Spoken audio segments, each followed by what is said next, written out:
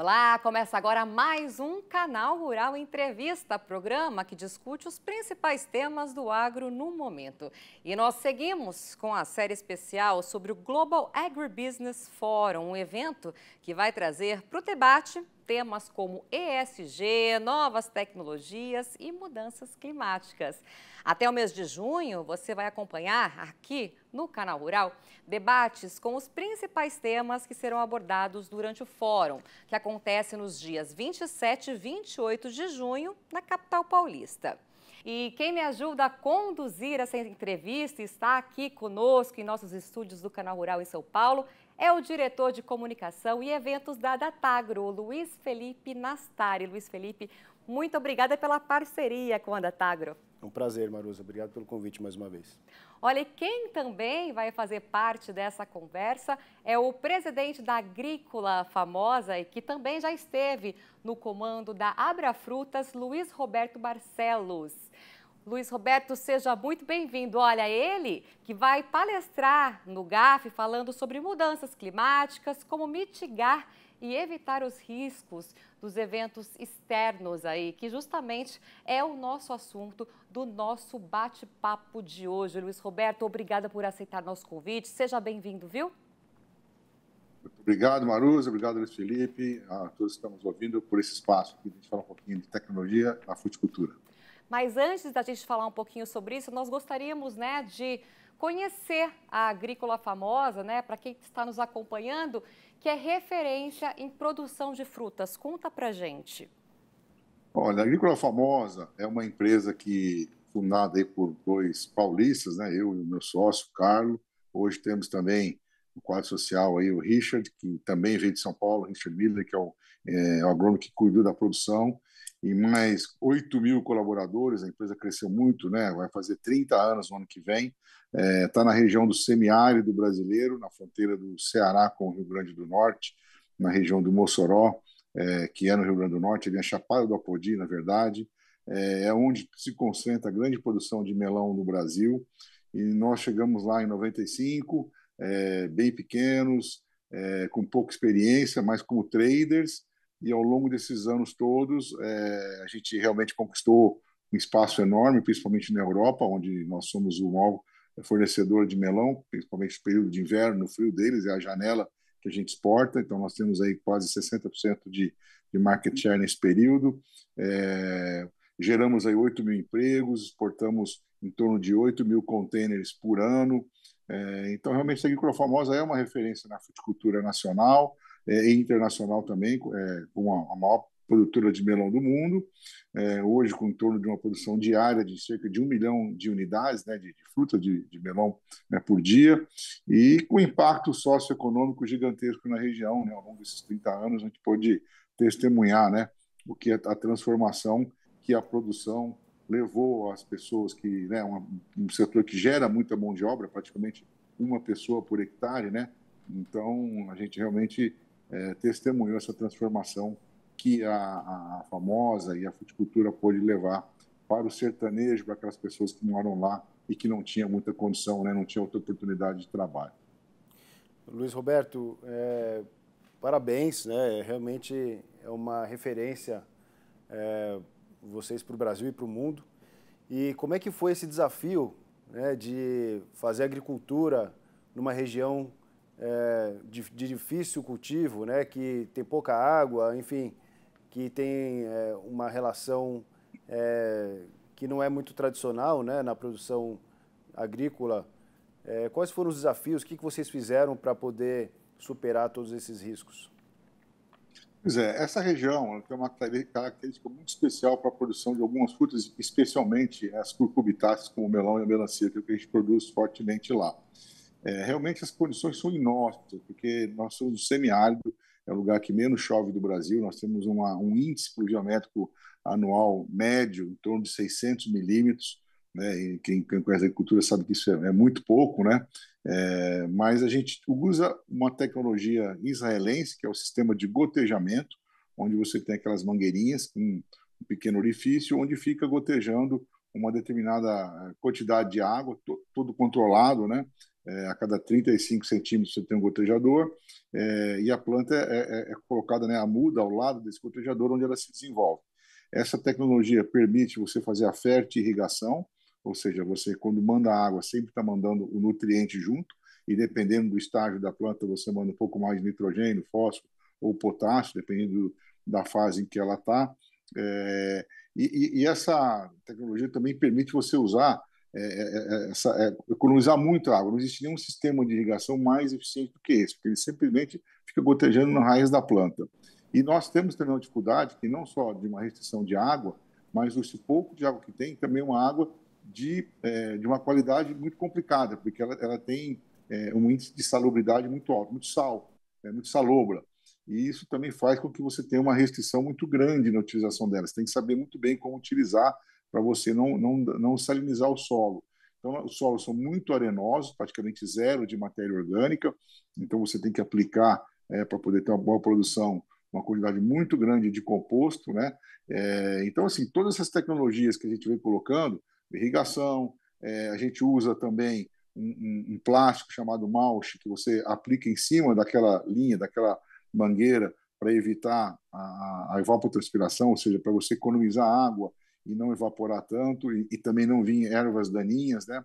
A gente usa também uma cobertura de tecido sintético, que a gente coloca metade do ciclo. O melão tem um ciclo de 60 dias. Durante 25 dias ele fica protegido por esse tecido não sintético, né, como se fosse uma pequena estufa, para você não precisar pulverizar, né, e para você diminuir um pouquinho a incidência dos raios solares, já que nós estamos perto da linha do Equador, então tem uma irradiação solar muito forte. Então, são tecnologias, a própria plantio com muda, em vez de você fazer o semeio direto, tudo isso vem ajudando com que a gente consiga, nessas condições vamos dizer assim, dificuldade, produzir frutas de altíssima qualidade que atendem os mercados mais exigentes, que é o mercado europeu.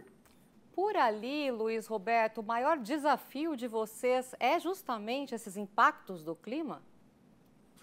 Sim, sem dúvida, o impacto que hoje boa parte do mundo sente, né, que às vezes você tem um excesso de seca, um excesso de chuva, essa condição já é uma coisa até normal lá, né? A gente até brinca, né?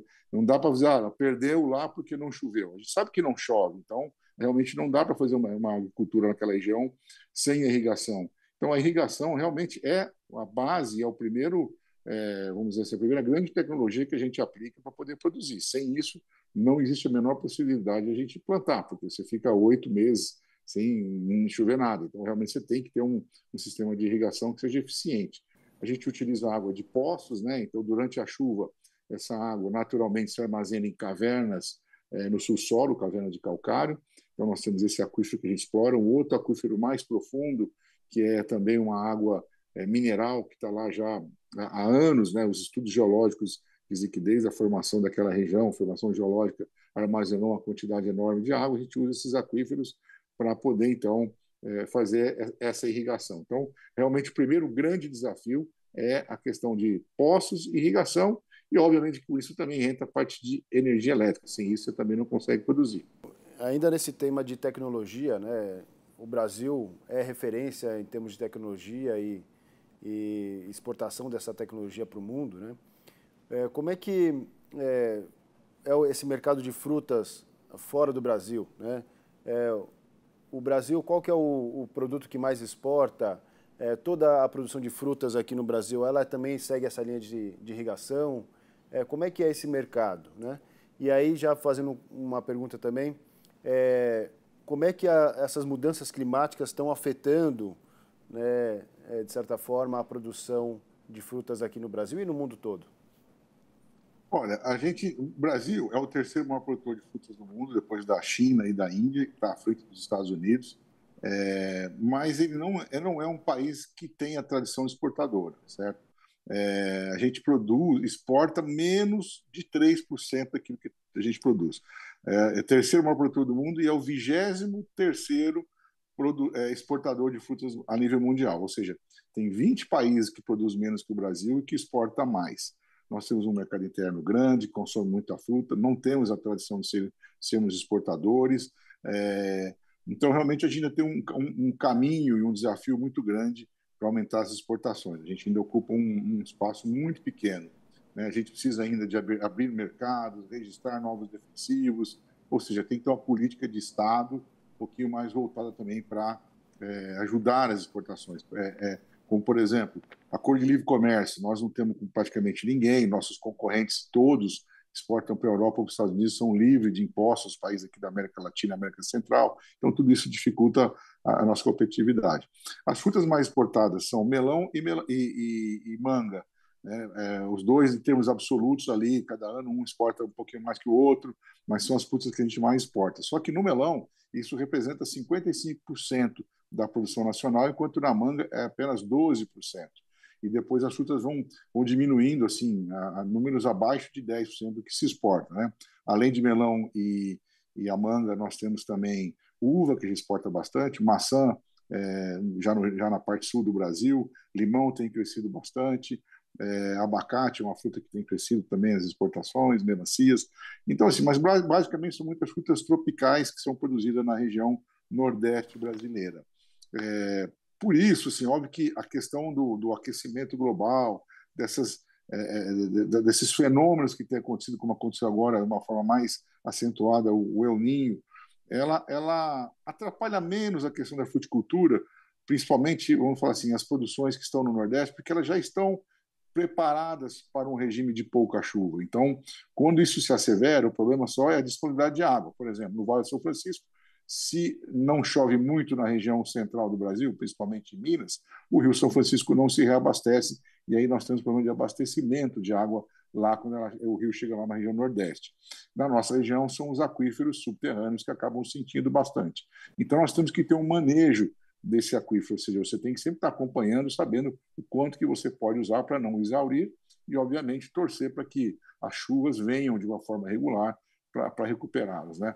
Então, isso acontece no mundo inteiro. E, às vezes, tem anos que o Brasil é favorecido e, às vezes, não. Este ano, como o fenômeno El Niño foi muito forte, então o Peru e a costa oeste americana tiveram muitos problemas de produção, principalmente de uva e de manga. E fizeram com que esse ano o Brasil, que sofreu menos com esse problema, acabou ocupando mais esse mercado. Então, realmente é um problema geral, um problema mundial, né? Mas que a gente tem conseguido lidar principalmente com a questão de irrigação. E no sul, na uva, o que tem ocorrido, que é um fenômeno que atrapalha muito, né, que é o granizo, a queda de granizo. Então, cada vez mais está se cobrindo os pomares, não se usa irrigação, mas o risco lá é a questão de granizo e a cobertura com telas, né, que tem evitado esse tipo de problema. Mas sempre é uma preocupação a questão climática mundial, sim. Com certeza, né? Gente, eu vou pedir licença para vocês, Luiz Roberto, Luiz Felipe, que a gente vai para um rápido intervalo, mas daqui a pouco a gente volta, tá? Com mais Canal Rural Entrevista especial Global Agribusiness Forum. Não saia daí.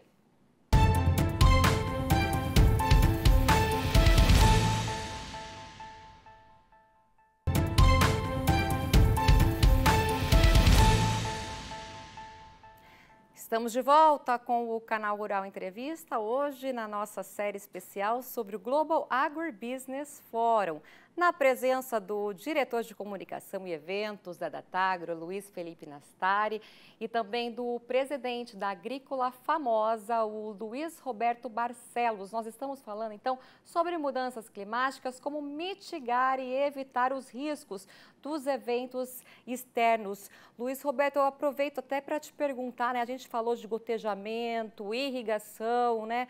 Mas que mais que a gente pode citar aqui de tecnologias justamente para mitigar e evitar esses riscos dos eventos climáticos?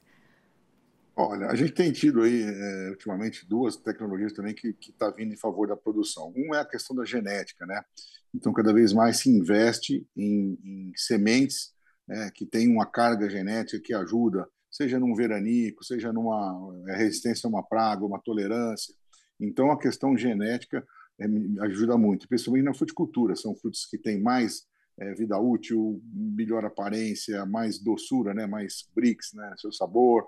Então, isso tem ajudado muito. E o outro que realmente ajuda não só a fruticultura, mas cada vez mais a agricultura, são os insumos biológicos. A gente está vendo que nós temos restrições muito grandes no mercado europeu com relação a resíduo químico, né? Então, eu tenho uma nova tecnologia para cuidar das doenças e pragas, né, na agricultura, que são os macro e micro-organismos vivos, né? As vespinhas, os ácaros benéficos e também fungos e bactérias que vem sendo muito utilizada. E essa tecnologia cada vez mais está presente, né, na fruticultura, na famosa, inclusive, a gente tem usado demais, tem substituído muito os químicos, né, e tem visto resultados surpreendentes nesse setor. E vocês usam também abelhas, Luiz Roberto? Também a abelha, é importante a gente colocar esse ponto, porque não existe a polinização do melão a não ser por abelhas. Então, a gente tem que ter um departamento de apicultura dentro da empresa só para cuidar disso. São 4 colmeias por hectare no período de floração. Então, vocês imaginam que a gente, na época de floração, nós chegamos a ter aí em torno de 1.500 hectares. Então, a gente tem quase que 6.000 colmeias dentro da fazenda sendo manejadas para que haja essa polinização da melhor forma possível. Então, isso faz com que a gente realmente tenha que cuidar do meio ambiente, tenha que cuidar delas e manter um equilíbrio muito grande, por isso que cada vez mais o insumo biológico ajuda muito para preservá-las cada vez mais ativas, fazendo esse trabalho tão importante que é a polinização. E essa tecnologia, inclusive, estamos levando a outros produtos, por exemplo, como soja, café. Estamos mostrando que mesmo culturas que não utilizam a abelha hoje como uma ferramenta de polinização, quando você coloca, melhora muito a produtividade. Luiz Roberto, vocês também têm um trabalho muito bacana em relação à integração entre outras cadeias também de horticultura, flores, né? Quais outros programas que existem para as pessoas conhecerem aqui também, que estão nos assistindo? Tem um programa na Apex, né, que é bem interessante. Pode contar um pouco mais sobre esses? Faço parte da Abrafrutas, né? Fundei a Abrafrutas, fui presidente lá durante 2 mandatos, hoje estou na diretoria institucional. E a gente tem um convênio com a Apex que nos ajuda, nos subvenciona a participar de feiras, de evento internacional, trazendo muitas vezes também empresários do setor, uma rodada de negociação aqui no Brasil, abrindo para a gente muitos mercados. E essa parceria que a gente tem que fazer com a Apex é justamente também para atrair novos exportadores, novas empresas, novas frutas. Então, realmente é um programa que tem muito sucesso. A fruticultura brasileira, apesar de não ser ainda tradicionalmente uma grande exportadora, tem crescido as exportações ano a ano. Esse ano a gente bateu um recorde de 23, chegamos a 1 bilhão 260 milhões de dólares, foi um recorde até então nunca aconteceu com a fruta. Estamos agora buscando os 2 bilhões de exportações. E nós estamos em conjunto com outras associações que a gente chama de Fresh Brasil, que é o Ibraflor e o Ibrahort. São associações que cuidam do setor da floricultura e das olericulturas, horticulturas, né? Então, junto com a Abrafrutas, essas 3 associações têm feito um trabalho muito interessante em Brasília, que é porque muitas vezes o Ministério da Agricultura está muito focado nas grandes culturas, né? Soja, milho, algodão, café, cana-de-açúcar, e essas culturas menores, mas que estão em todos os municípios do Brasil, que muitas vezes estão na mão dos pequenos produtores, agricultura familiar, ficando de lado. Então, essas associações têm tido um papel importante em levar as demandas ao governo para que a gente consiga destravar, desburocratizar e fazer com que esses setores produzam cada vez mais, até porque realmente tem um aspecto importante, não só na produção de um alimento saudável, cada vez que tem que chegar mais na mesa do consumidor, como na geração de muito emprego direto lá no campo, com as mulheres trabalhando nesse setor. Então, é muito importante. Por isso, nós temos levado a Brasília, em nome dessas associações, defesa dos nossos legítimos interesses. Luiz Roberto, e esse tema ele vai ser discutido no GAF deste ano, né? Por isso que a gente justamente está debatendo esse assunto. Qual que é a importância de vocês levarem este assunto da agrícola famosa ali para um evento tão grande como esse? Eu acho que o GAF, realmente, ao longo dos últimos anos, tem ocupado um papel muito importante, porque ele tem feito uma defesa dos interesses do agronegócio muito a nível institucional, né? Ele é muito mais do que aquela questão da porteira para dentro, como muitos eventos que a gente tem no Brasil.